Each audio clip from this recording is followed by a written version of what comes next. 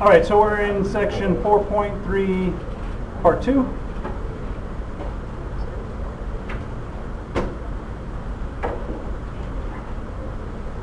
So first off, what do we mean by an identity?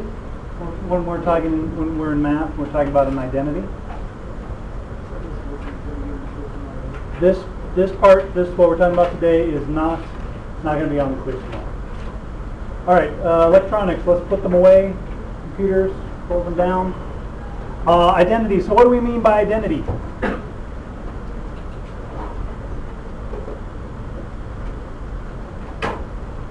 So sometimes when we solve a set of simultaneous equations, we end up with an answer like 1 equals 1. We have our equations, we get an answer that says 1 equals 1. What does that tell us for those equations, the solutions to those equations?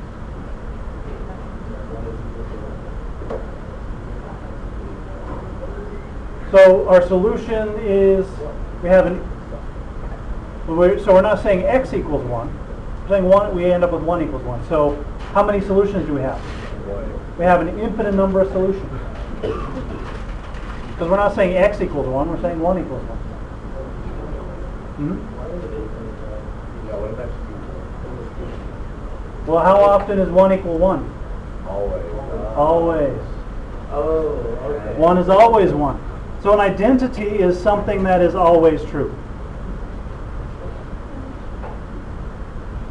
So when we solve simultaneous equations and we get 1 equals 1, that tells us that we have an infinite number of solutions to those simultaneous equations. Or we could say x equals all real numbers, something like that. So what we're talking about today is things that are always true. It doesn't matter what we plug into these functions. What we're talking about today are the identities are always true. That's what we mean by an identity. So the first ones we need to talk about are the reciprocal identities. And we know a little bit about the reciprocal identities already.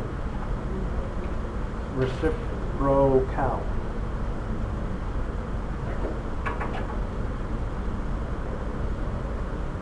There we go. So we know something about these already.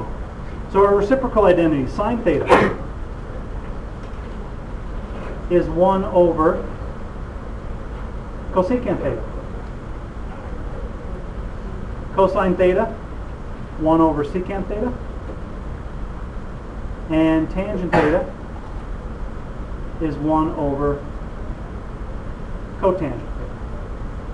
We're probably used to seeing the opposite of these a little more. We're probably a little more familiar with cosecant theta. We can do it the other way around.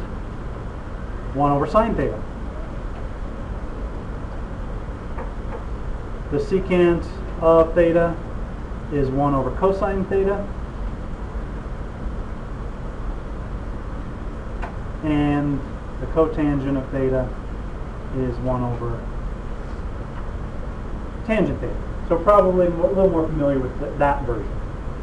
But it works either way. So these are our reciprocal identities.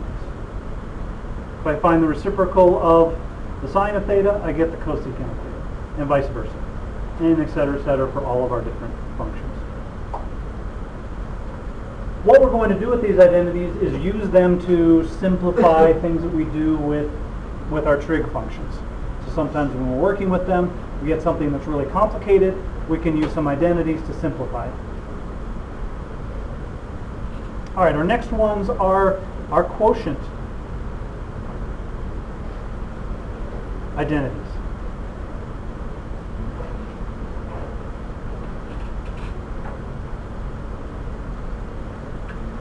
Quotient identities, tangent theta equals sine theta over cosine theta, and then I can take the reciprocal of that. Cotangent theta equals cosine theta over sine theta. So these are some of our basic identities. We're going to use these throughout the course of the semester and really throughout the course of the year. These will come back at some point second semester, and we'll talk about these a little more. I want to talk about this one really quickly to show where it comes from, just so we have an idea of why this thing works. All right, so on our right triangle, we're thinking about SOHCAHTOA. Sine of theta, how do we find sine of theta with the sides of our triangle? Opposite over hypotenuse. Cosine theta, adjacent over hypotenuse. And I'm going to form this fraction. So sine theta over cosine theta is opposite over hypotenuse, whatever that happens to be, whatever those numbers happen to be, and divided by the adjacent over the hypotenuse. So these are just fractions. When I divide by a fraction, multiply by the reciprocal. So this is opposite over hypotenuse times hypotenuse over adjacent. Those cancel, and I get opposite over adjacent, which equals tangent theta. So that's how this identity comes from the sides of our right triangle. So it's not a big mystery, it's not a secret. And then this comes from just taking the reciprocal. So we have our reciprocal identities and our quotient identities. Important, if you're thinking, well, I have to memorize these, the answer is yes. This is something that should be not just memorized, but almost second nature. You barely have to think about it. These come up very, very, very, very, very often. All right, we're good here. All right. The next ones.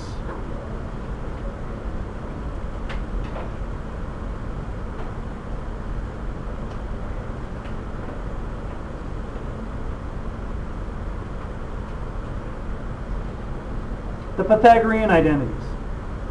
The first one that we'll list here is probably the most important identity that we'll use.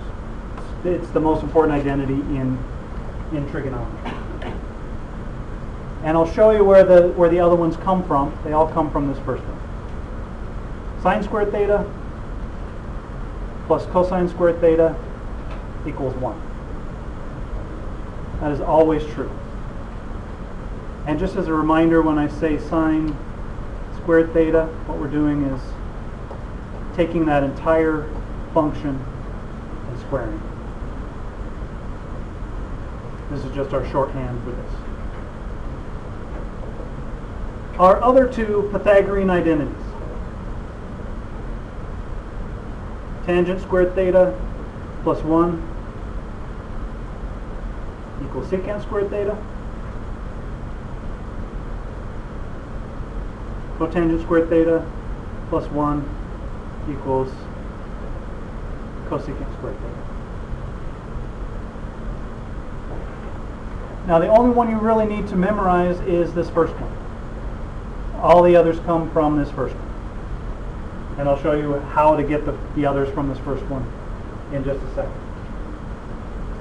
I want to show you where a couple of ways that we can think of where this first one comes from. All right, let's draw our triangle, our right triangle.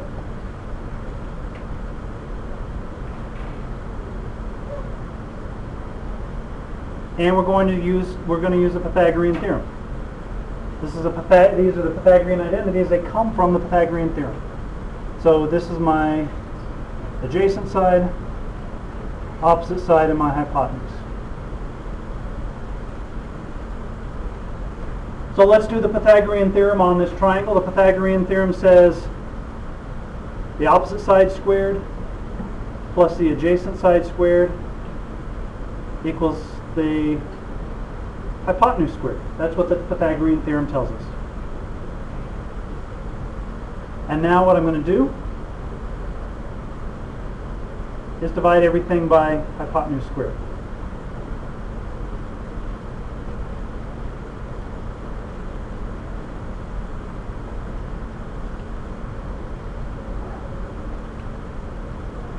Opposite over hypotenuse is what? Sine. And we're squaring it. Adjacent over hypotenuse, cosine, and we're squaring it. Hypotenuse squared divided by hypotenuse squared is 1. And that's how it comes out of the Pythagorean theorem.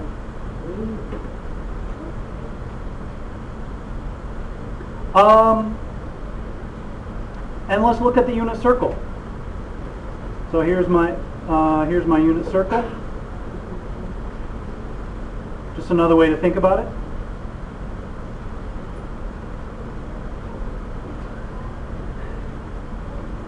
What's the equation of a circle with its center at 0, 0 and radius 1?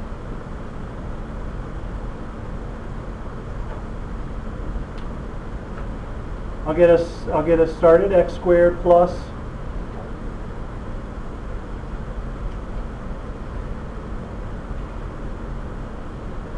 anyone? Y squared equals R squared. So the equation of the unit circle is x squared plus y squared equals 1. On the unit circle, what gives us our x coordinate?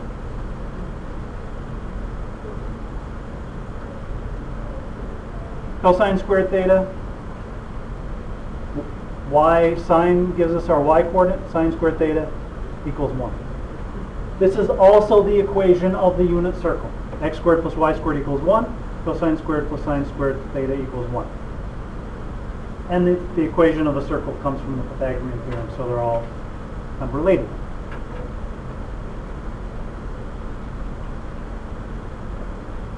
So that's where this Pythagorean identity comes from.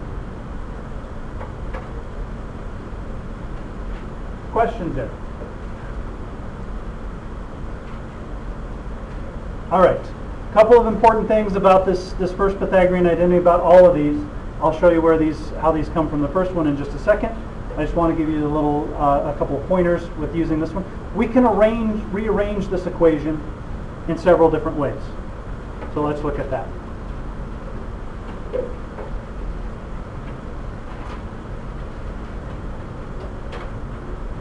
I can subtract sine squared theta from both sides, or I can subtract cosine squared theta from both sides, and I get cosine squared theta equals 1 minus sine squared theta. Or I can subtract cosine squared theta and I get sine squared theta equals 1 minus cosine squared theta.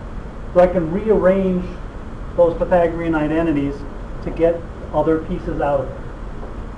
So you can always rearrange them. You don't always necessarily see them like this. These two things come out of those identities. And you see this quite a bit as well. So when you're working on your homework problems, don't forget that you can rearrange those identities.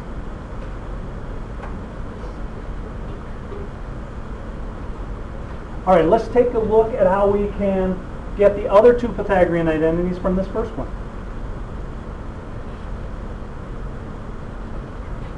So this is one thing that we do in trigonometry with these identities, is we manipulate them to get other things that we're interested in. Let's divide both sides of this equation. Let's divide everything by cosine squared theta.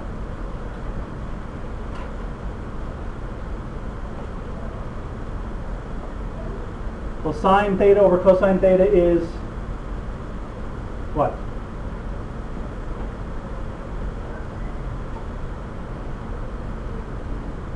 Sine theta over cosine theta is tangent theta. And we're squaring it. Cosine squared theta over cosine squared theta is 1. 1 over cosine theta is secant, and we're squaring it. There's our second identity. I'm going to write it up here again.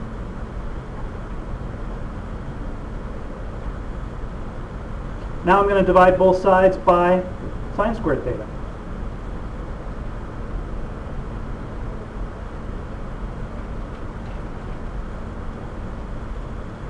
Well, now I have sine squared theta over sine squared theta is 1. Cosine theta over sine theta is cotangent, and we're squaring it. Cotangent squared theta. 1 over sine theta is cosecant, and we're squaring it. And there's the second variation on the Pythagorean identity. So what I suggest is you memorize this first one. It's pretty easy. And know how to get to these other two from the first one. If I can't remember which way these identities go, I always go back to this one. So I kind of sort of have this one memorized. I don't really have this one memorized really well. But in my head, I can do this process and say, oh, it's tangent squared theta plus 1 is secant squared theta. They all come from this very first one.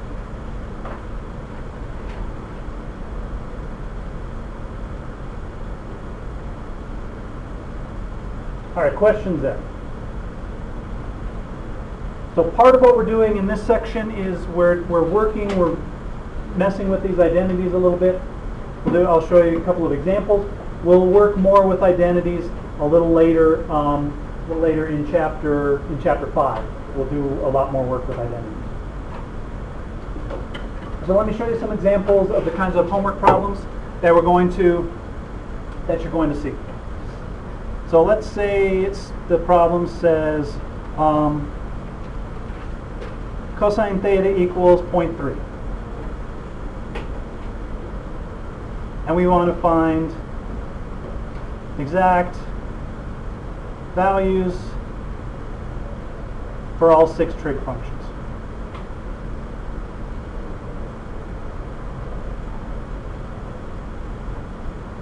Well, let's write cosine theta equals 0.3. Let's write 0.3 in a more convenient way. What's another way we could write 0.3? 1/3 or 3/10. So we want this fraction, this nice fraction. Now 0.3 is approximately 1/3. If it was 0.3333 repeating, we know it's 1/3. But this, we know this is exactly 3/10. So let's get one of our other trig functions comes very easily from this. What's related to cosine? Secant theta is the reciprocal. So what's that going to be? 10/3. So there are 2 of the 6. To get the sine of theta, let's use our Pythagorean identity. We know that cosine squared theta plus sine squared theta equals 1. So what this tells us is 3/10 squared plus sine squared theta equals 1. So sine squared theta equals 1 minus, and I'm going to square this, 9/100. 1 minus 9/100 is 0.91. or as a fraction, 91 100ths. 100 is 100 hundredths, minus 9 100ths is 91 100ths. So sine theta, take the square root of both sides, square root of 91 over 10. There's my third trig function. Cosecant theta, to get the cosecant from the sine, take the reciprocal, 10 over the square root of 91. And when I rationalize that, I get 10 square root 91 over 91. Multiply top and bottom by square root of 91.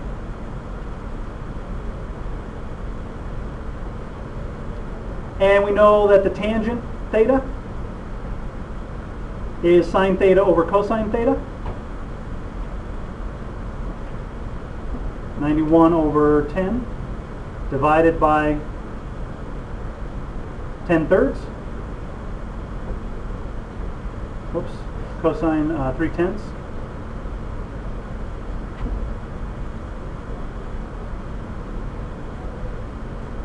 Square root of 91 over 3. And then the cotangent theta, take the reciprocal, 3 over square root of 91, which when I rationalize 3 square root 91 over 91. And there are the exact values of all 6 trig functions, starting only with cosine theta.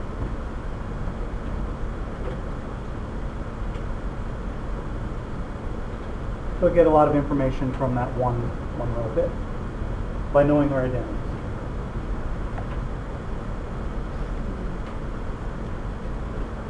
All right, questions on that example?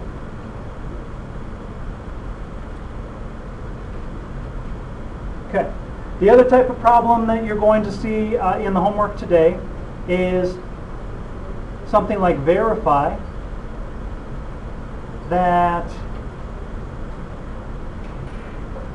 cosine theta secant theta equals 1. When the problem says verify, what we're trying to do is we're not working across the equal sign, we're not multiplying both sides by something, we're not subtracting anything from both sides of the equation. We want to show that we can rearrange this to get 1. The easiest way to do it, one of the first ways that you want to try is write everything in terms of sines and cosines. So I write cosine theta. How can I rewrite secant theta? 1 over cosine theta. Those cancel, and that equals 1. So I've rearranged this side to show that it equals 1. That's what it means to verify an identity. Let's do one more. Verify that cotangent theta sine theta equals cosine theta. So let's rewrite cotangent theta. How can I rewrite that? Cosine theta over sine theta times sine theta. Those cancel, and I get cosine theta. So you get problems that say verify, or you'll get problems that say simplify cotangent theta sine theta. So they're asking you to rewrite it in a simpler form. And you would do this process and write cotangent theta sine theta as cosine theta. Because this is going to be way easier to work with in a problem than this. All right, questions?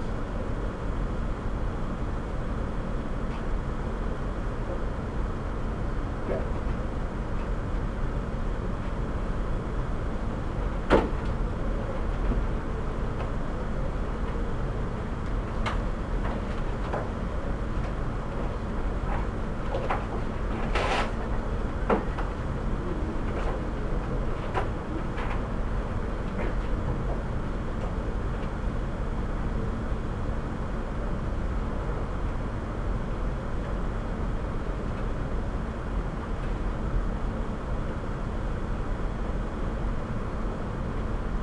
There you go.